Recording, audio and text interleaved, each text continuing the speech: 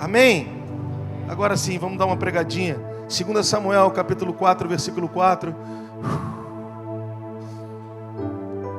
Aleluia. Aleluia.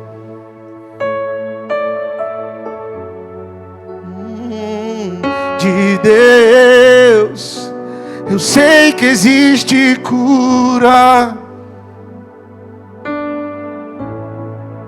que emana do teu coração e jamais vai se esquecer de mim. 2 Samuel capítulo 4, versículo 4 diz assim: Jonatas, filho de Saul, tinha um filho aleijado dos pés. Pega isso já de cara. Era da idade de 5 anos quando de Jezreel chegaram as notícias da morte de Saul e de Jonatas. Então sua ama tomou e fugiu. Sucedeu que, apressando-se ela a fugir, ele caiu e ficou manco, e seu nome era Mefibosete. Essa é uma palavra que Deus tem queimado no meu coração nesses dias, para mim, para minha casa. Muitos de nós vivemos sem saber algo semelhante ao que Mefibosete viveu. Jonatas, filho de Saul, estou lendo de novo, tinha um filho aleijado dos pés. Ele era da idade de 5 anos, quando de Jezreel chegaram as notícias da morte de Saul e de Jonatas. Então sua ama, a empregada responsável por cuidar dele, fugiu. Sucedeu que, apressando-se ela a fugir, ele caiu e ficou manco, e seu nome era Mefibosete. Presta atenção, Mefibosete era sucessor de Jonathan, que era sucessor de Saul, ele era sucessor do trono. Esse menino já tinha um destino profético desenhado. Quem é, o que representa, ou quem representa esse menino? Eu e você. Essa é uma palavra de Deus para essa reta de final de ano, para mim, para a tua vida, você tem que pegar. Quem ele representa? Eu e você. Posição legal e posição experimental. Deus já nos deu o direito de estarmos assentados à sua mesa e desfrutarmos e comermos do melhor que Ele tem para mim e para você, para a nossa casa. Então esse é o nosso direito legal. Por Jesus Cristo Ele já nos outorgou esse lugar. A questão toda é, em algum momento da nossa história, nós fomos feridos em algum nível, e isso nos aleijou, nos bloqueou. Obrigado, Priscila. Seja no emocional, principalmente no emocional. E muitos de nós batemos nos tetos das estações, batemos nos tetos dos momentos que a gente está vivendo e retrocedemos ou paramos na estação que estamos. E o Senhor está dizendo, mas eu quero descortinar para você uma realidade nesses dias, para você avançar. Amém? Quem está comigo? Está comigo? Então, partindo desse princípio, quando a gente olha para a vida de Mefibosete, a gente vê um menino que era herdeiro real, ia sentar no trono no lugar de Saul, seu avô, no caso. Mas no mesmo dia houve uma tragédia familiar. Morreu o avô, o pai, e a ama, para salvá-lo, apressadamente foi correr com o menino, tropeçou, ele caiu e ele ficou aleijado. Aí a gente tem uma reflexão muito interessante. Eu ouvi um homem de Deus falar sobre isso e vale a pena a gente encaixar. Quantos de nós, servos do rei, eu quero que você entenda, rei aqui sempre vai representar Jesus, ainda que nesse caso era Saul, depois Davi, mas rei sempre vai representar Jesus. Esse rei tinha um servo ou uma serva, então vamos entender que essa serva representa nós como líderes. E o que caiu, o herdeiro da monarquia, representa a próxima geração, nossos filhos. Então, o que a gente precisa pensar? Que muitos de nós como pastores e líderes, porque tivemos que nos mover apressadamente, por conta de questões difíceis que aconteceram no ministério, porque a gente foi se mover apressadamente, a gente feriu a próxima geração. A gente machucou a próxima geração. Não era a nossa intenção, a gente só estava querendo proteger, Fábio. Mas a gente feriu, e não tem como a gente transferir essa responsabilidade. Porque o que está acontecendo na nossa geração? Uma geração ferida está acusando a outra que feriu. E está disseminando ferida para os iguais. Nós estamos feridos, disseminando feridas para os iguais e apontando para quem nos feriu. E o Senhor está dizendo: eu quero que você saia desse lugar. Para de achar que quem te feriu mais do que você possivelmente feriu alguém. Para de pensar que alguém igual a você, que conta uma dor para você, você tem que contar uma maior para ele. Ele arrebenta teu emocional, arrebenta algumas relações vitais que vão te custar caro amanhã, e você está emprestando ouvido e ainda conta uma tragédia maior. Aí fica uma lambeção de ferida. Então, porque essa mulher apressadamente tentando fazer uma coisa boa para proteger o menino, ela tropeçou, caiu. Isso aconteceu conosco. Nós como pais, nós como pastores, nós como líderes, tropeçamos em algum momento e isso feriu a próxima geração. Por favor, alô, acorda! Não foi só o pastor não, papai, mamãe. Nós que temos a função de liderar. Em algum momento tropeçamos, em algum momento ferimos, sim. E nós precisamos acordar para isso. Acordar para algumas questões muito interessantes. Primeiro, mesmo que um filho tenha sido ferido por mim ou por você, eles continuam herdeiros legais da palavra sobre a vida deles. Cara! Que cara horrível é essa? Dá um glória a Deus. Deixa eu falar de um outro jeito. Se teu filho está desviado, e ele está desviado, magoado com você ou com a igreja, isso não rouba a palavra que está sobre a vida dele. Oxe, tem que ter o gatilho um gatilho, né? Então Mefibosete, mesmo aleijado, mesmo tendo sido vítima, a palavra estava sobre a vida dele. Se você puder, levante as suas mãos e adore o Senhor. Deixa eu te dizer, não há condenação para aqueles que têm uma palavra sobre a sua vida. No direito legal, a palavra ainda está viva. Aleluia! Quantos estão entendendo isso? Segundo, em um único dia ele perdeu o avô, o pai. E ela, desesperado, deixou cair. Muitas dessas tragédias moldaram a vida de Mefibosete. Isso foi ressoando ao longo da vida. Eu não tenho como fugir de falar essas coisas. Tem coisas que a gente está enfrentando na fase adulta, que são sequelas das quedas que pessoas tiveram conosco na nossa infância. Mas só que o que eu quero te dizer é o seguinte: eu não estou querendo com isso alimentar coitadismo.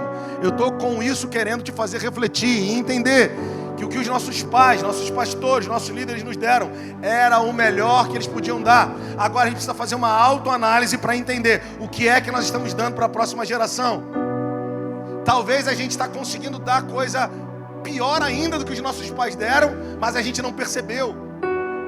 Não dizendo que as coisas que nossos pais deram foram ruins, deixa eu melhorar essa frase. Os nossos pais, com todo amor, carinho, zelo do mundo, deram o melhor que eles tinham. E se nos deram alguma coisa que não foi muito bom, e a gente não foram muito boas, e a gente os julga, a gente deveria parar para pensar: peraí, eu os julgo, mas o que eu estou dando para os meus filhos? Talvez com a melhor das boas intenções, pode ser ainda...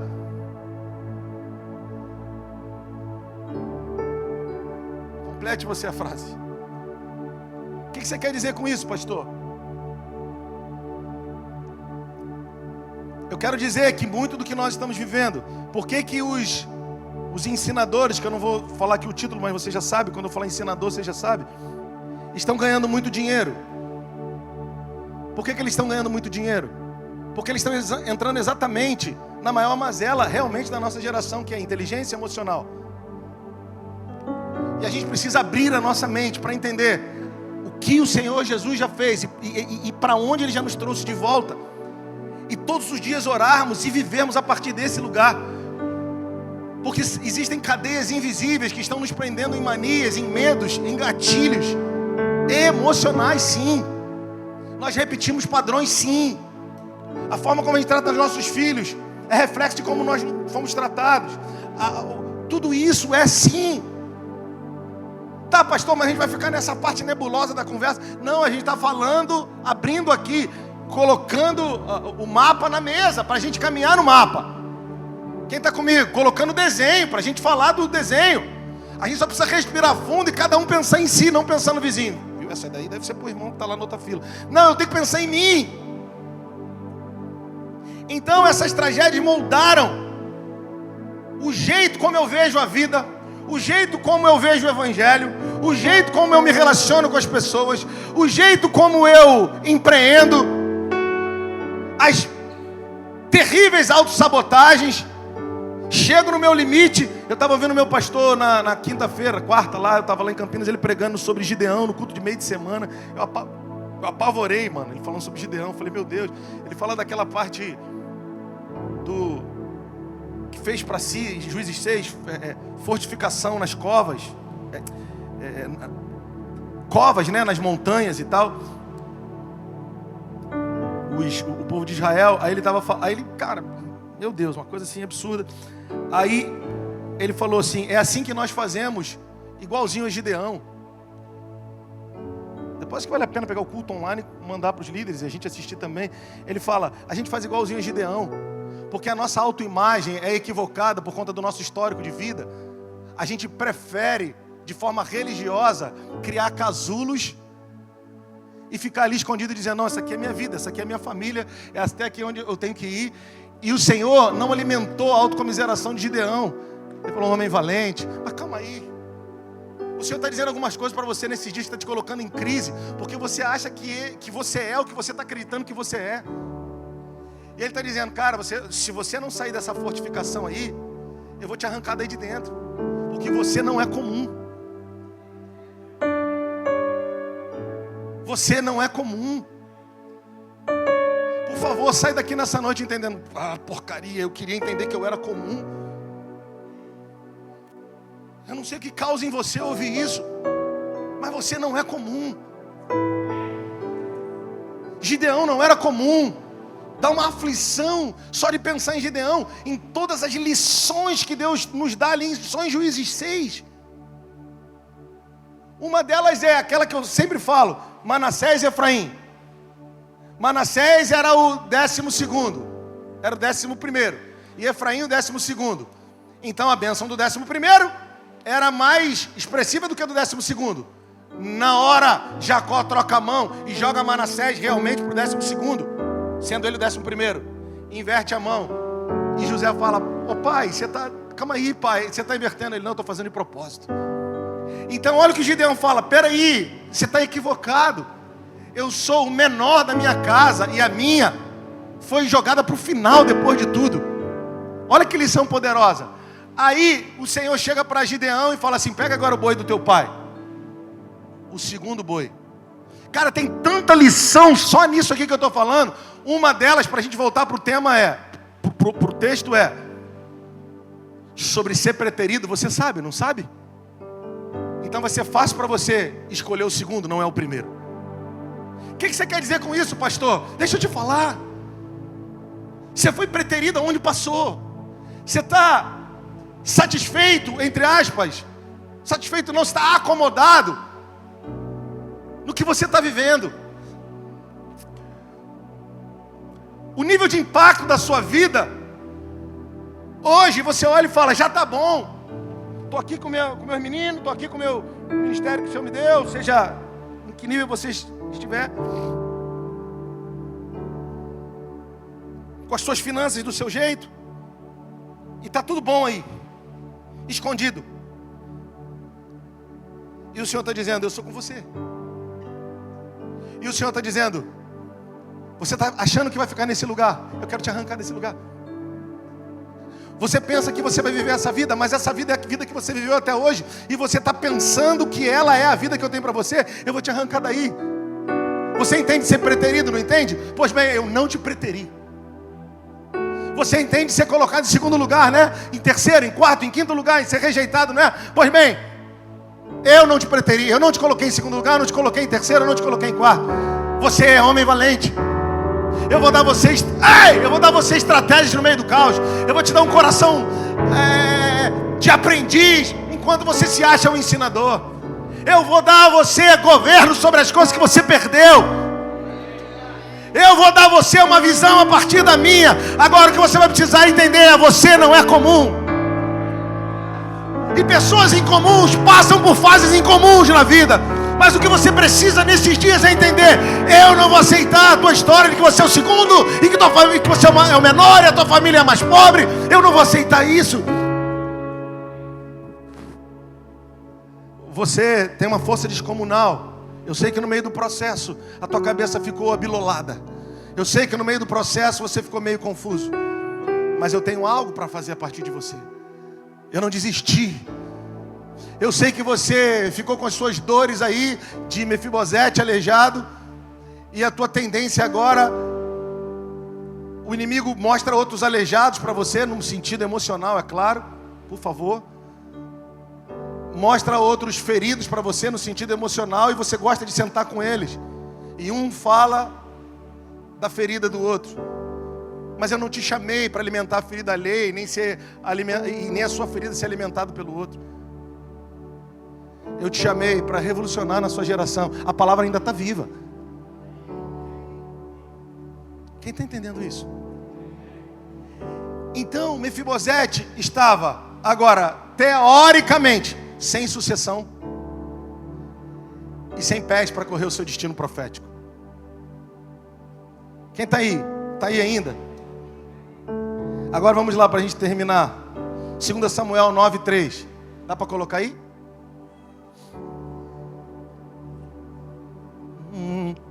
Que é digno de receber a honra e a glória, a força e o poder, ao Rei eterno, imortal, invisível, mas real. A Ele ministramos o louvor. Ao único que é digno, vamos lá. Ao único de receber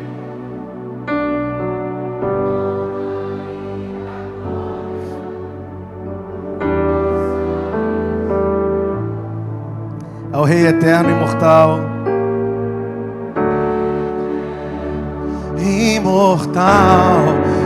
invisível, mas real. A Ele ministramos o louvor. Coroamos.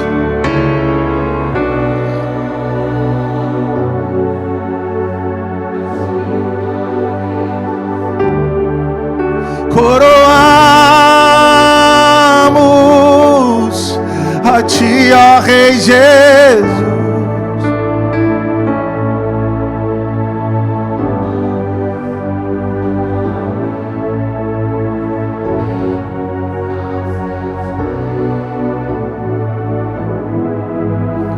Consagramos todo o nosso ser. 2 Samuel 9:3. E disse o rei: não há ainda alguém da casa real, um descendente de Saul, para que eu use com ele de benevolência? Então disse Ziba ao rei: ainda há um filho de Jonatas, aleijado de ambos os pés. Então presta atenção. Dores e tragédias não vão te definir, mas sempre haverão Zibas no teu caminho apontando o teu defeito. Por favor, irmão, pega essa palavra, está na reta de final de ano, pega essa palavra. Vão haver Zibas no teu caminho dizendo: tem até alguém que pode, mas ele é aleijado, ele tem defeito. Cuidado para você não ser. Nós não seremos, e se fomos em 2024, estamos nos arrependendo para não sermos mais. Não seremos Ziba apontando para defeito de ninguém. Nós não temos parte com apontar defeitos. Nós temos parte com o direito que Ele já nos deu, que a gente vai falar daqui a pouco. É realidade que o teu temperamento te fez tropeçar em algumas coisas e ferir algumas pessoas. É verdade que algumas portas se fecharam. Mas espera aí. E tantas outras que Deus usou você para abrir. Não te faz melhor do que ninguém, mas tu não és quem os teus defeitos E outros que querem ressaltá-los dizem que tu és. Tu continuas sendo alguém que tem um chamado profético. Tu continuas sendo alguém que tens um destino profético. E ainda que tu tenhas se ferido ou ferido alguém no caminho, deixa eu te dizer, o rei já vai te chamar. O rei já vai dizer, o tempo de silêncio para você aprender com as dores que você causou ou que causaram em você, para parar de ficar dizendo, eu sou culpado ou eu sou vítima. Esse tempo é necessário para você se autoavaliar. Qual é a melhor forma de eu me autoavaliar? Contemplando, dizendo, Deus, a melhor forma de eu me autoavaliar não é de fato me autoavaliar, é olhar para você, e o meu rosto vai ser iluminado. Mas vamos voltar então, o ponto é, tem alguém que tem direito de ser abençoado na casa de Saul? Aí o Ziba diz, tem o aleijado dos 2 pés. Na nossa trajetória de vida não vão faltar Zibas. Eu não estou falando de mim, agora eu quero falar com você. Em todos os ambientes onde a gente anda, se você pensou que no ambiente A teria e no B não teria, eu também pensei, você se enganou. Em todos os ambientes que a gente frequenta, tem Ziba. Quem é Ziba é o que vai dizer, ele não pode. Quem é Ziba vai dizer, ela não pode. Quem é Ziba vai dizer, cara, olha o tropeço, olha os pés dele, não podem. Olha a família dele, ele não pode. Olha como ela fala, não pode. Olha a roupa dela, não pode. Então Davi não perguntou sobre o defeito de alguém. Ele perguntou se tinha alguém. Por que Ziba disse isso? Porque Ziba era o encarregado de cuidar dos bens da família real. Então por que eu falo que a gente tem que tomar cuidado para não ser Ziba na vida de alguém e discernir os Zibas que chegam no nosso caminho? Porque o Ziba cuidava daquilo que não era dele, mas por ser um usurpador, por ser um interesseiro, ele estava apontando defeito para quem tinha direito, para quem aquilo era, apontando defeito daquilo, apontando defeito daquele que era dono daquilo de fato, para poder menosprezar. Ou seja, a gente precisa tomar cuidado para a gente não ser como Ziba, porque nós estamos cuidando daquilo que não é nosso. E por muitas vezes a gente quer apontar o defeito para ficar protegendo aquilo que não é nosso, que nos foi dado a incumbência de cuidar. E a melhor forma da gente fazer isso, do jeito das trevas, é manipular apontando defeito. Não tem condições. Aquele não tem condições. Não pode. Eu sou melhor do que ele. Isso é Ziba. Então não esqueça, se você quiser, anota em letras garrafais aí. Deveria todo mundo estar com um caderno, irmão. Eu vou falar de novo, eu participei de um treinamento com 5.600 pessoas presenciais, 60 horas em 3 dias. O último dia foi de 10 da manhã às 6 da manhã. 99% com caderno e caneta anotando. E instruções, com todo respeito, 30% do que a gente recebe aqui direto. Crentes, vamos ser prudentes como a serpente. Crentes, reative o seu caderno. Crente, reativa a sua caneta. É cognitivo o negócio. No aparelho, a chance de você esquecer, perder é muito grande. Arruma um caderno, uma caneta. Enquanto você estiver ouvindo a mensagem, anota o que Deus está falando com você. 2025 está aí. 2025 você não vai poder acordar e dizer, vou fazer tudo de novo, igual eu fiz ontem, hoje. Não, eu vou dizer, fala, Senhor. Eu tenho a minha rotina, mas eu quero te contemplar nessa manhã. Ele vai dizer, pega o caderno lá. O que eu falei contigo ontem, antes de ontem? Então esse é o tópico número 1. O que eu falei na pregação? O que eu falei no trânsito? Tópico número 1. Então esse é o tópico número 1. Agora, se eu não tenho anotação, como é que eu vou voltar no que Deus disse? Na cabeça a gente perde. Igreja, acorda. Os coaches estão discipulando na nossa brecha. 5.600 pessoas. Você é o espelho que reflete a imagem do Senhor. Eu falei, meu Deus, todo mundo crente aqui. Daqui a pouco toca a Veveta. Quem sabe quem é Veveta? Tá velhinha, mas tá na moda ainda. Os crentes tudo cantando. Daqui a pouco música de autoajuda. O que você quer dizer? Nós precisamos voltar a esse lugar de querer aprender, de querer, do discipulado genuíno. E isso começa com a didática. Cara, quase ninguém anotando nada. E lá 5.600 pessoas assim. Estava falando isso com o pastor Saulo lá em cima. A bolha da onde a gente veio nos prendeu em não sabermos aprender. E o Senhor está dizendo: eu quero te arrancar daí. Não é sobre aprender com os homens e colocar em prática cegamente o que os homens ensinaram. É aprender com os homens e conferir com o que eu estou te ensinando. Se bater com o que eu estou te ensinando, aplica. Se não bater, considera o que eu te falo. Paulo falou para Timóteo que o Senhor vai te dar entendimento. Agora eu preciso considerar. Mas vamos continuar aí. Então, nos nossos processos sempre haverão zibas. Aqueles que ressaltam os nossos defeitos, aqueles que acham que nós somos aleijados, aqueles que cuidam daquilo que não é deles com o coração errado. Essa é uma pergunta para nós: com que coração eu tenho cuidado das coisas do rei? Mas para a gente terminar, 2 Samuel 9, 5-8 diz assim: então mandou o rei, e o tomou de Maquir, filho de Amiel, de Lodebar, e Mefibosete, filho de Jonatas, o filho de Saul, veio a Davi, e se prostrou com o rosto por terra, inclinou-se e disse Davi a Mefibosete. Disse Davi: Mefibosete? E ele disse: eis aqui teu servo. Depois eu vou dizer o 7, mas no 8 ele diz: então se inclinou e disse: quem é teu servo, para teres olhado para um cão morto tal como eu? Então presta atenção, o rei mandou chamar, ele estava em Lodebar. E agora a gente precisa realmente encerrar. Eu não quero passar do horário de 10 horas da noite, brincadeira. Presta atenção aqui. Mandou chamar ele de Lodebar. Lodebar nós já sabemos, cidade sem pasto, um lugar de marginalizados. Por favor, irmão, não entra comigo na história para pensar na história. Entra comigo para pensar na realidade espiritual. Talvez eu e você fomos criados numa realidade. Por favor, pega isso. Que quando você chega num teto, a sensação que você tem é que você não tem direito de passar. Por favor, pega. Não fica com cara de crente, não. Pega. Alguns números, eu não quero falar de números aqui, nos impressionam. Mas para outras pessoas não impressionam tais números, mas para mim impressiona. Por quê? Porque eu venho de Lodebar. Em Lodebar não tinha saneamento básico. Em Lodebar não tinha comida na mesa.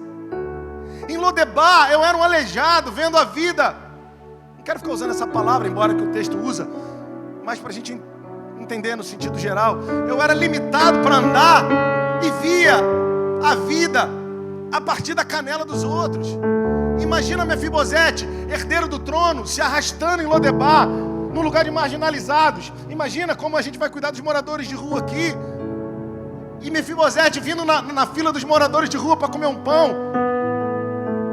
Era assim que ele vivia. Em Lodebar não tinha pasto. Em Lodebar, ele como nessa condição física, ele vivia se arrastando, vendo a vida a partir do joelho das pessoas. Pastor, o que eu tenho a ver com isso? Presta atenção.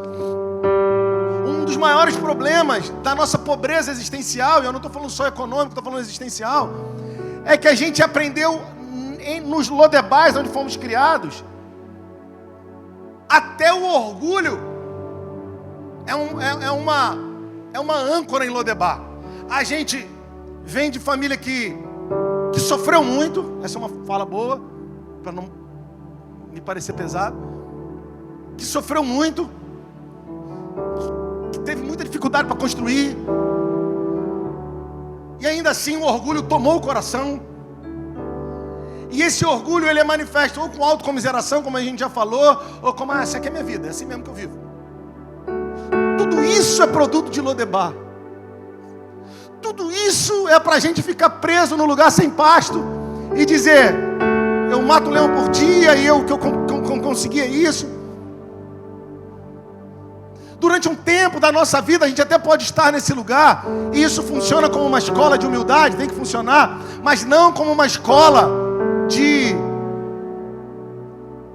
para nos bloquear totalmente para aquilo que é a nossa identidade no Senhor. Então o Senhor te permitiu viver em Lodebar. O Senhor te permitiu viver na cidade sem pasto. O Senhor te permitiu ver a vida pelos joelhos das pessoas. Está na prática, pastor. Você sempre viveu porque alguém te deu alguma coisa, porque deu alguma coisa para os seus pais. A tua primeira e única bicicleta foi porque um empregador deu ao seu pai. As suas roupas vinham de algum lugar. A comida que estava na sua mesa veio de algum lugar. Tudo que você viveu foi em favor de alguém. Glória a Deus que foi em favor de alguém. Mas a vida não é baseada no favor que alguém vai fazer para nós. Você vai ouvir o grito do rei dizendo: tem alguém da família tal, que possa acordar para a realidade de quem ele é. Mesmo estando em Lodebar, e o Ziba te acusando e dizendo: você não pode ir. O Senhor está dizendo: eu não estou interessado no que o Ziba diz. Eu não estou interessado no que a tua mente está querendo te bloquear. Eu agora estou fazendo um chamado para você. Eu agora estou te chamando para subir de andar. Quando Deus chama Moisés com 80 anos, Moisés, cara, eu não posso ir. Eu nunca fui bom com as palavras e não sou agora. Jesus, quando chama Pedro em João 20, 21, tu me amas, tu sabes que eu te filho, tu me agape, tu sabes que eu te filho, Então agora apacenta as minhas ovelhas. O pastor Juscelio magistralmente pregou aqui. Ou seja, quando você entrega os pontos e diz: eu não sou o que eu achava que eu era, eu decidi, sabe, eu não sou mais quem eu estou até confuso, mas eu não sou mais quem eu pensava que era. E o Senhor vai dizer: ótimo, agora eu posso fazer você ouvir o meu chamado. Quem está comigo aí? Então primeiro, dores e tragédias não vão definir quem você é. Segundo, nos teus processos sempre haverão Zibas. Terceiro, olha a imagem de autoimagem. Eu não sei se você está recebendo, eu não sei, mas olha a autoimagem de Mefibosete. Quem é o teu servo? Para teres olhado para mim como um cão morto. Talvez a gente, quando vai orar, ou quando vai viver uma estação de favor na nossa vida, talvez a gente não diga isso de nós mesmos. Aliás, talvez a gente diga coisas semelhantes, mas com outras palavras. Deixa eu te dizer, nessa reta de final de ano, olha aqui para mim. Na nossa contemplação com o Senhor, eu estava pensando em que tipo de oração nós fazemos, sabe? E quais repetições de orações sensatas nós fazemos. Eu estava pensando sobre os nossos filhos. Eu vi o Luciano Sobirá uma vez falando que orava pelas crianças desde pequeno, pela mesma coisa todo dia. E a mulher dele falou: amor, você está aí repetindo. Ele falou: claro, tem um pecador dentro desse menino. Até eu ver que ele nasceu de novo, eu não vou parar de orar por isso. E aí eu me lembrei que os nossos filhos não são crentes. Eles são filhos de crente. Aí eu me lembrei que a palavra diz que Deus derramou o Espírito dele, o amor dele no nosso coração pelo Espírito. Então qual é a oração que eu tenho que repetir todo dia? Deus, derrama o teu Espírito, o teu amor no coração dos meus filhos pelo teu Espírito. Deus, derrama o teu amor no coração dos meus filhos pelo teu Espírito.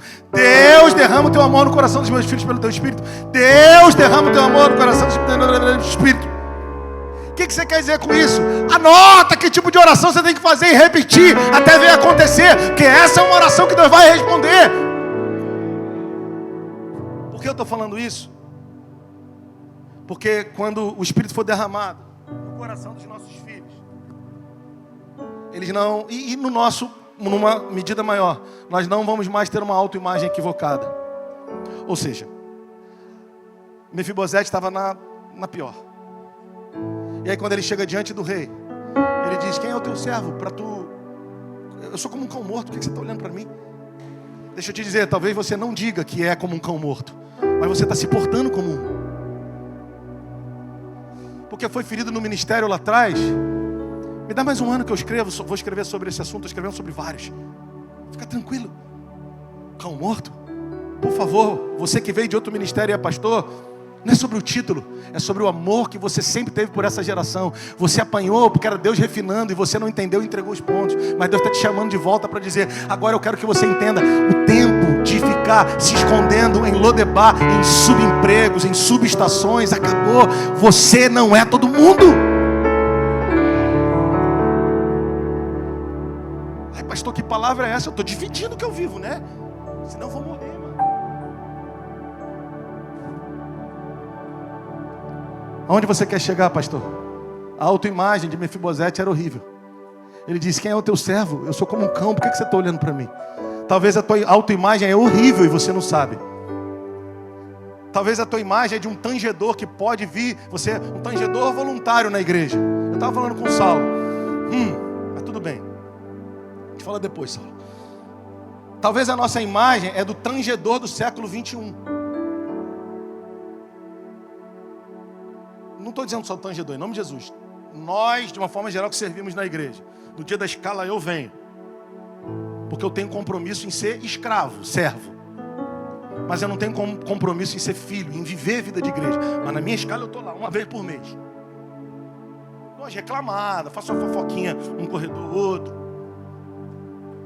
Mefibosete. Mente de Lodebar. Você não está mais em Lodebar, não precisa mais viver em Lodebar. Você não precisa mais viver num lugar sem pasto, sem ética, sem verdade. Ele está te chamando. E Ele quer mudar a tua autoimagem. Deixa eu te falar uma coisa.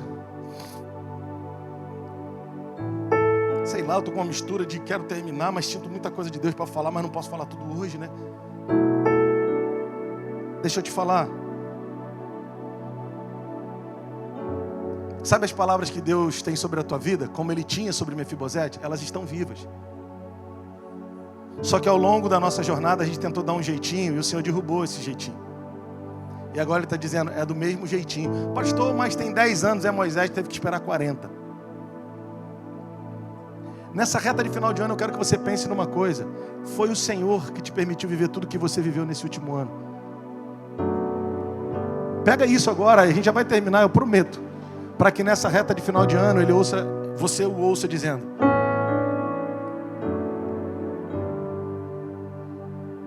mesmo que tu tenhas tido teus pés aleijados e impedido esse tempo todo de correr o teu destino profético, mesmo que você tenha comido só o básico em Lodebar, mesmo que você tenha vivido com os que se sentem marginalizados, esse tempo agora acabou. Quem já viu aqueles programas, sei lá, que atores fazem experimentos, tipo assim, o Gugu Liberato fazia isso, né? Ia ficar com os moradores de rua para sentir a dor, a pressão dos caras, a vida que os caras viviam. Deixa eu te dizer, esse tempo em Lodebar foi só para forjar você. A palavra não mudou. Para de se ver como alguém morador de Lodebar. Você não é morador de Lodebar. Para de se ver como alguém que vai depender de favor dos outros a vida inteira. Para de se ver num lugar que vai conviver com amargurados a vida inteira. Por favor, solta um aleluia aí, irmão. Para de se ver num lugar que vai dizer: eu não consigo fazer exercício físico. Eu não consigo. Para, tira o eu não consigo. Porque o rei está dizendo: você tem uma marca e eu estou te chamando. Você não vai viver preso, você não vai viver retido. E eu estou te chamando para se levantar nesses dias. Você não tem escolha, eu estou te chamando. Você foi selado para esse tempo. Você foi guardado para esse tempo. A palavra profética está viva sobre você. As nações ainda aguardam você. Mas eu precisei deixar você viver em Lodebar para ver a vida a partir de um lugar que é de falta, para que você nunca se esqueça de onde eu estou te tirando. Já viveu no palácio, agora em Lodebar. Agora eu quero que tu tenhas a chave da nova estação para outros. E só alguém que provou duas realidades como Moisés, duas realidades como Uzias, duas realidades como aqui o bendito do Mefibosete. O Senhor está dizendo: você tem muitas palavras sobre você, mas eu te deixei viver uma realidade, uma temporada de dor, uma temporada de luta e de pressão em Lodebar, o lugar onde não há pasto, o lugar, mês após mês o dinheiro não dá, mês após mês algumas coisas acontecem, e você diz: cara, esse é o meu destino. O Senhor: não, esse não é o teu destino, isso tem a ver com tudo que você viveu e foi desde a queda e levado para esse lugar, e Ziba te acusando e você acreditando. Isso tem a ver com isso. Eu permiti tudo isso para que você chegue no seguinte lugar e a gente termina. Versículo 5 de 2 Samuel 9. Então mandou o rei e o tomou da casa de Maquir, filho de Amiel, Mefibosete, e disse-lhe Davi: não temas, porque de certo usarei de benevolência contigo por amor a Jonatas teu pai, e te restituirei todas as terras de Saul teu pai, e tu sempre comerás pão na minha mesa. Para a gente terminar, sabe o que eu descobri? Também existem 365 vezes que a Bíblia diz alguma coisa como que não temas. Deixa eu te dizer, a gente vai terminar. Presta atenção. Liliu, bota uma coisa na tua cabeça. Chega uma fase da vida que a gente vai ter que interagir com medo. Cara, por favor, pais de família, pensem nisso. Até uma certa fase da nossa vida, sei lá o que a gente fazia com medo, que ele não era tão intenso, né? Existem 365 vezes que o Senhor fala na Bíblia: não temas, Ana Paula. A primeira coisa que Adão, depois da queda, disse para Deus é o quê? Eu ouvi a tua voz que passeava no jardim e tive. Por que o Senhor falou várias vezes para Josué no capítulo 1, quando Moisés morre? Tenha coragem. Agora, qual é a primeira coisa que Davi, que representa o próprio Cristo, o rei, que chama o Mefibosete, que diz: quem é o teu servo para tu olhares para mim? Eu sou como um cão. Eu estava em Lodebar, no lugar dos marginalizados. A primeira coisa que ele diz é: não temas. Sabe o que eu quero dizer para você? O medo vai ser muito mais evidente na nossa vida a partir de uma fase, talvez dos 30, eu não sei. Mas eu quero te dizer, o Senhor está dizendo para mim e para você: não temas. Não temas, não vai ser na tua força, mas não temas. Levanta a tua mão, cara, e fala assim: Deus, por favor, que eu ouça a tua voz todos os dias. 365 vezes. Cada dia Ele vai dizer para você: não temas. Ele diz: não temas.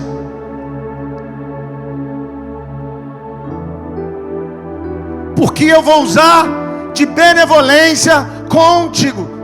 Continua com a tua mão levantada. O Senhor está dizendo: não tenha medo, porque a minha bondade continua em teu favor. Não é a tua condição atual que vai determinar o teu destino. É na tua mente você entender que não vais temer, porque eu sou contigo e a minha bondade está estendida sobre você. Não é sobre o que o pastor pregou, não é sobre A ou B, é sobre o que eu tenho contigo, é sobre o que eu tenho com a tua casa, é sobre as palavras que eu tenho sobre você, sobre a tua casa. Não temas. Se Ele diz não temas, é porque o medo vai querer nos assediar diariamente. Mas por que o medo vem querer nos assediar? Ou por que Ele permite que o medo venha nos assediar diariamente? Para que a gente possa todos os dias dizer: Senhor, eu não temerei. Eu confio na tua benevolência, Senhor. Eu sei que tu estás construindo em mim alguém que eu não conheço. Eu sei que tu estás forjando em mim alguém que eu nunca vi. Porque eu sei que tu tens uma aliança comigo e com a minha casa, Senhor. Eu não temerei, eu vou crer na tua benevolência. Eu vou crer na tua benignidade. Ah, Jesus. Lembra do cara, meu Deus, vou abrir uma janela aqui, ferrou. Lembra do cara da parábola dos talentos? Um recebeu 5, outro 2, outro 1. O que tinha 5 fez o que tinha que fazer, o que tinha 2 fez o que tinha que fazer. O que tinha 1 disse: eu tive medo. Por isso eu enterrei na terra, porque eu sabia que tu eras homem assim, assim, assim, assim. Sabe aonde a gente demonstra que o medo nos venceu? Quando a gente quer teologizar a nossa covardia. Ele teologizou a covardia dele. Vem cá, Senhor, deixa eu te dizer, eu sabias que eras. Se ele tivesse errado, era melhor. Por quê? Porque o poder de Deus se aperfeiçoou na nossa fraqueza. O que a gente não pode, como diz o Felipe Vilela, né, nosso amigo, enterrar o nosso tesouro no terreno dos covardes. Se você errou, se levanta. Se levanta na palavra que você tem. Se você caiu, se levanta. Se levanta na palavra que você tem. Não é com irresponsabilidade, é com mais maturidade agora. Com a palavra que diz: não temas, eu vou usar de bondade, de benevolência com você, porque eu tenho uma aliança com a tua casa. Quem está entendendo isso?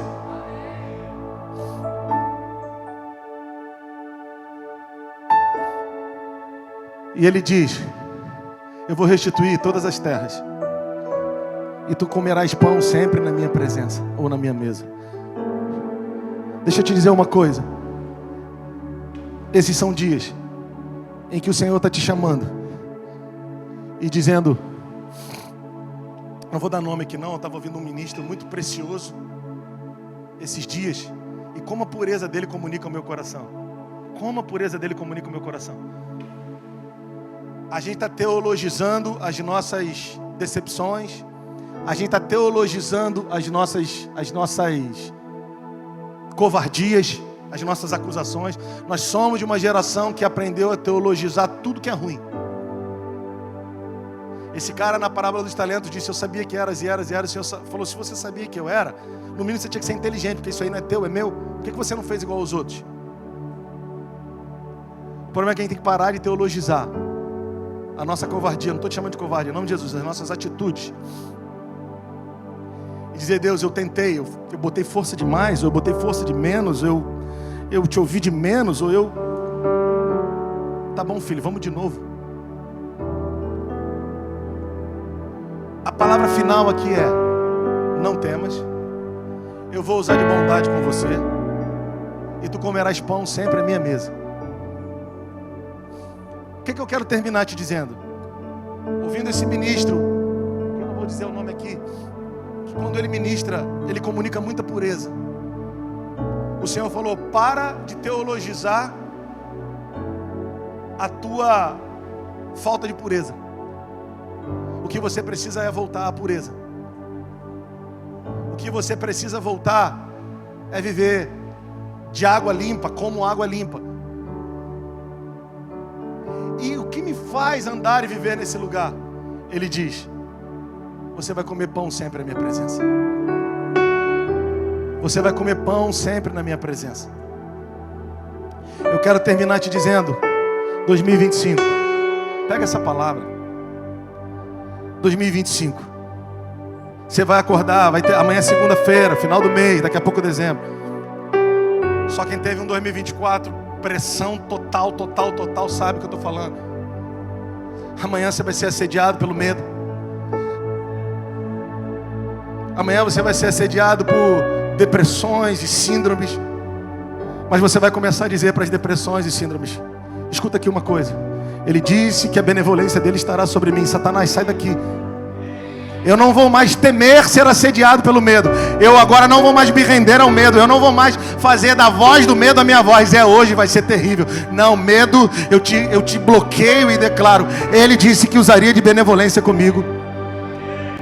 Ele disse, olha aí, pega aí no campo da prosperidade também. Ele disse que me restituiria as terras. Deixa eu te dizer, por favor, levanta suas mãos. Eu quero declarar: os céus são os céus do Senhor, e a terra Ele deu aos filhos dos homens. Eu quero declarar: se você quebrou, pega aí, irmão. Quebrou uma, quebrou duas, quebrou 3, 4, 5 vezes, não importa. Eu ouvi um homem de Deus dizendo: eu quebrei 17 vezes, e agora eu estou prosperando. Eu quero declarar que os talentos que Deus colocou em você para negócio não estão mortos. Deus só te treinou, cara. Agora chegou a hora. Agora chegou a hora de um empresário nessa casa sustentar com folga o cuidado dos moradores de rua. Não podemos nos acomodar em Lodebar.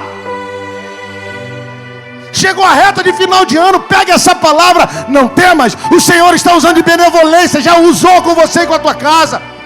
Tua vida vai dar uma reviravolta para cima, porque Lodebar é um momento na história. Se porta com humildade, cuida do teu coração para a mágoa não te destruir. Pisa na mágoa, pisa na conversa fiada, porque o futuro é logo ali. Benevolência de Deus está sobre ti, a palavra é: tu comerás pão sempre à minha mesa. Duas coisas principais nós temos aí. Pão fala de palavra. Tu vais ter sempre uma palavra viva e fresca. Levanta a sua mão, eu quero declarar em nome de Jesus. Todos os dias tu terás uma palavra viva e fresca. Os versículos vão saltar para você. Não deixe os teus sentimentos te vencerem. As decepções é o grito do inimigo para poder fazer com que o teu coração seja ferido, para que você ande no lugar de medo, de temor e de crítica. Mas o Senhor está dizendo: eu tenho uma palavra fresca que vai atingir o teu coração e vai te arrancar de Lodebar. Eu vou usar de benevolência com você. Continua com a tua mão levantada. Deixa eu declarar isso sobre a tua vida. Você não vai ser escravo da teologia, que você tem que toda hora voltar lá atrás para quebrar alguma coisa. Não estou dizendo que não tenha em alguns casos. Eu só estou querendo dizer que você não vai ficar andando, dando ré toda hora. Eu quero declarar em nome de Jesus. Você vai romper nos negócios, você vai romper no ministério. As palavras estão vivas. Fica calmo, não é uma calma apenas no emocional. É uma consciência de que as palavras estão vivas. Não se perca porque viver um 2024 igual ao Lodebar foi necessário. Agora o Senhor está dizendo: pode vir, se levanta, vem para minha mesa, não temas. O cara da parábola dos talentos usou a teologia do medo. Eu tive medo, mas o Senhor está nos mandando usar a teologia do amor, que é a teologia central da Bíblia. O verdadeiro amor lança fora todo medo. Quando Davi manda chamar Mefibosete, ele está dizendo: deixa eu te amar. Deixa eu te amar. Eu sou o rei. Você não é um aleijado. Você tem direito, o mesmo direito que eu tenho, tu tens. E se eu estou aqui é porque eu tenho uma aliança com seu pai. Tu não vais ficar em Lodebar, não. O Senhor tem uma aliança com a tua casa. O Senhor está dizendo: eu já paguei o preço para que você se assente à minha mesa. Não temas. Vem, vem, crê somente. Por favor, dê um salto na vida. Não volta para as tuas atividades essa semana com o culto foi bom. Não é sobre o culto. Senão eu vou entrar em outra palavra aqui. É sobre as áreas de influência da sociedade que o Senhor te chamou. Ele ainda guarda você na educação. Ele ainda guarda você na economia. Ele ainda guarda você nos negócios. Ele ainda guarda você nas áreas de influência da sociedade. O que é isso, pastor? Olha, eu vou te dizer uma coisa. Essa é uma outra palavra que Deus tem me dado. Que Ele fala que o povo de Israel atravessou o Jordão, depois entrou em Jericó e depois teve que destronar os 7 inimigos na terra. Eu sempre preguei que é menos difícil desalojar os inimigos da terra do que entrar nela. E eu estou passando por isso. O que você quer dizer, pastor, com isso? Deixa eu te dizer. Tudo que você vive em Lodebar é para o Senhor dizer para você assim: você não é alguém que está aleijado do teu destino profético. Você não é alguém que vai comer sempre do favor dos outros. Pega, Diego. É o Senhor dizendo para você: eu estou te treinando para o lugar que é teu. E qual que é o meu lugar, Deus? Senhor, Rei do meu coração. Tu és rei nessa geração. E o que significa isso? Que tu vais ter que sim governar sobre o teu território. Irmão, deixa eu te dizer. Eu quero te encorajar. O meu tempo acabou, mas eu quero te encorajar. Como a gente governa sobre o nosso território. E eu estou falando de passos básicos, né? Começa a chegar na tua casa hoje e fazer igual a mamãe e a vovó ensinou. Levanta a tua mão e diz: a minha casa não, Satanás. Agora acabou a farra. Sai daqui, espírito de miséria. Sai daqui, espírito de confusão. Como é que faz, pastor? Eu tento não falar do coração. A minha esposa fala: para de falar. Mas só uma assim. Ontem eu vim lá de Nova Iguaçu, ministramos para algumas dezenas de pastores. Eu vim numa angústia. O Senhor falou assim: então volta. Eu falei: volta o quê? Ora em línguas. Eu estava com o irmão no carro, vim 1 hora e pouca, longe. 1 hora e pouca. Nem conversei com o irmão, eu vim orando em línguas. O que você quer dizer com isso, pastor? O Senhor está dizendo para mim, para você, para governar sobre os teus ambientes, para você sair de um lugar de Lodebar para um lugar de minha mesa, no ambiente que você está, você vai ter que fazer, você vai ter que usar as chaves que eu já te dei, que você não está usando. Volta a orar em línguas. Volta a ungir os umbrais da sua casa. Volta a fazer o simples. Não vai acontecer amanhã, e nem depois da manhã, e nem depois da manhã. Mas quando você menos perceber, você já está assentado de novo. Não é que você esteve fora, mas você já está a partir do lugar que você está espiritualmente de novo. Você vai dizer: Deus, aquele inimigo, como diz outro, caiu. Aquele outro caiu. Aí sabe o que você vai dizer? Muitos desses inimigos eram imaginários de Lodebar. Em Lodebar você aprendeu a acreditar nisso tudo. E aí na minha mesa você continua acreditando. Mas na minha mesa eu te ensinei a como fazer o reset nas tuas memórias. Não é fazendo força para pensar direito. Não é... Não. É usando armas espirituais. O problema é que a nossa cabeça está cheia da gente, está cheia dos outros, está cheia de um monte de coisa. Mas se a gente voltar a orar em línguas, é como ela estivesse limpando o sistema. E a gente vai sendo elevado no Senhor. Não vai acontecer amanhã e nem depois da manhã. Mas quando você menos perceber, você vai falar assim: cara, eu não estou mais nanico. Eu não estou mais... E o Senhor vai falar: continua. E você dedicou meia hora de manhã, 1 hora, sei lá, de manhã. Daqui a pouco, durante o dia, você está começando a viciar. Você está voltando a viciar se você um dia foi viciado. E enquanto você está orando em línguas, Deus começa a te dar os nomes. Você não precisa orar pelos 1000 itens da sua lista. Eu vou te dizer sobre qual tu tens que orar agora. Os outros eu vou cuidar. Hoje eu quero que tu ores pelo teu filho fulano. Aí tu: Senhor, eu não consigo orar, eu tenho tantos filhos. Então hoje, nessa 1 hora que eu tenho até o trabalho, sobre qual, ora pelo fulano. Então você vai orar por ele. Aí você vai orar pelos amiguinhos dele. Você vai orar. Aí você vai falar: ótimo. Aí quando você estiver voltando do trabalho, você vai dizer: Deus, eu não vou ficar vendo Reels, eu não vou ficar vendo, sei lá, ouvindo CBN. Eu vou orar em línguas, vou botar um worship aqui e vou vir na Avenida Brasil. Se tu pega a Avenida Brasil, eu vou vir orando em línguas. Se tu vem no ônibus, vem orando em línguas na mente. Em nome de Jesus, acorda orando em línguas na mente. Sabe o que vai acontecer? Tua mente vai ser alinhada com a voz dele dizendo: eu tenho benevolência, bondade para estender sobre você. Tu não és fruto da língua de ninguém, tu és fruto do meu amor. Eu te semeei na terra para uma obra poderosa. Nada e ninguém poderá te roubar de mim. Só você mesmo poderá acreditar que nasceu para viver e morrer, nascer no palácio e morrer em Lodebar. Não vais morrer em Lodebar. Só usa as armas reais, só usa aqui as ferramentas reais, porque tu és meu. A minha benevolência, a minha bondade está sobre você. Tu comerás pão sempre na minha presença, tu terás sempre palavra e terás sempre alimento. Eu quero declarar que não é o muito que eu penso, que não é o muito que você pensa, é o que nós já temos nas mãos. Eu não estou falando só no aspecto filantrópico, não. Eu estou falando no aspecto profético. Eu quero declarar que chegou o tempo de você voltar a repartir o que o Senhor te entregou. Eu quero declarar que voltou o tempo de você entregar o que você tem. Pastor, o que você acha que você tem?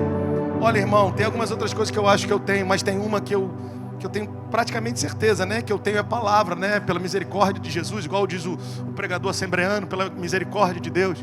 Por isso que eu falo igual tagarela. Eu queria já ter parado a meia hora, mas eu quero dizer, eu estou repartindo meu pão com você. Você tem muito pão dentro de você para repartir com essa geração. Só que o medo está te paralisando em Lodebar. Eu quero te dizer, em nome de Jesus, acabou isso. O Senhor está dizendo: não temas, eu vou usar de bondade com você, e tu comerás pão sempre na minha presença. Tu estás guardado em mim, e podes te levantar nesses dias, porque não é sobre a condição que você está, é sobre o direito que tu tens em mim de correr nessa geração. Aleluia. Glória a Deus. Fique de pé no seu lugar, irmão. Acho que já está bom. Aleluia, aleluia, aleluia, aleluia, aleluia. Os músicos podem vir, por gentileza, que o Fábio prepare uma canção. Se você puder, levanta suas mãos. Eu vou orar e vou chamar o pastor Saulo. Só vou dar uma oradinha. Levanta sua mão no seu lugar aí. Tem gente que ainda está me olhando assim, ó. Irmão, relaxa, irmão. Pastor, esse é meu jeito. Não, ele quer te levar para outro lugar. Eu sei que você não está olhando de cara feia para mim. Eu só estou dizendo, levanta as tuas mãos. Pai, eu quero orar nessa noite pelos teus filhos, ó Deus. Eu quero orar essa noite pelo teu povo neste lugar, Senhor. Senhor, estamos na reta do final do ano, em nome de Jesus. E o que eu quero, e o que eu te peço, é que toda mágoa, todo vitimismo, toda acusação perca força no coração. Porque eles não são pessoas que tiveram fisicamente ou emocionalmente seus destinos totalmente aleijados. Foi permissão do Senhor que isso acontecesse, para que eles passassem, ou nós passássemos, uma temporada em Lodebar, vendo a vida por um prisma inferior ao que de fato é o prisma que tu queres que vejamos a vida. Para no tempo certo, do treinamento, na etapa certa do treinamento, a gente ouvir o Senhor dizendo: Rodrigo, João, Maria, vem para cá. Não temas, tu serás assediado pelo medo, mas diga ao medo que a benevolência, a minha bondade está sobre ti. Subjugue o medo. Você não vai ver a partir da escassez de Lodebar. Se você recebe essa palavra, se expresse aí. Tu não vais ver a partir da escassez de Lodebar. Tu não vais ver a partir do medo de Lodebar. Eu quero declarar sobre a tua vida e sobre a tua casa que eu vou começar um tempo novo agora. Aquilo que para você, aquilo que para Ziba, aquilo que para os teus companheiros era o teu fim, eu quero declarar com toda a veemência e amor do meu coração, diz o Senhor. Eu estou dizendo para você: não temas, tu tens um lugar na minha mesa e comerás pão para sempre nela. A minha bandeira sobre ti é o amor. Não use a teologia do medo para justificar os teus próximos dias. O meu amor está sobre ti, e o meu amor expulsa o medo. Levante as suas mãos, se expresse. Eu quero declarar prosperidade do Senhor, salvação do Senhor, cura do Senhor. Eu declaro diagnósticos médicos sendo arrancados. Eu declaro em nome do Senhor Jesus. Eu quero declarar diagnósticos médicos sendo revertidos. Eu quero declarar em nome de Jesus situações que você causou pelas suas limitações ou eu causei. Eu quero declarar a benevolência do Senhor sobre ti, benevolência do Senhor sobre nós. Aleluia, aleluia. Se expresse aí no seu lugar. Eu quero declarar que o melhor ano da sua vida está chegando, meu irmão. 2025 vai ser um ano de milagres. Por favor, diga para o teu emocional: não temas. O Senhor tem benevolência. A teologia do medo não nos escravizará. Existe uma palavra sobre a sua casa. Existe uma palavra sobre o teu filho. Existe uma palavra sobre o seu casamento. É uma fase, se posiciona. O Senhor está operando. No meio do caos, Ele vai te dar estratégias. Pastor, eu não estou vivendo uma vida econômica boa, mas no meio do caos Ele vai te dar estratégias de novos negócios e tu vai prosperar no meio do caos. No meio das maiores decepções, Deus está te levantando. No meio dos maiores medos, Deus está te enchendo de coragem. Se você crer, se expresse nessa noite. Aleluia.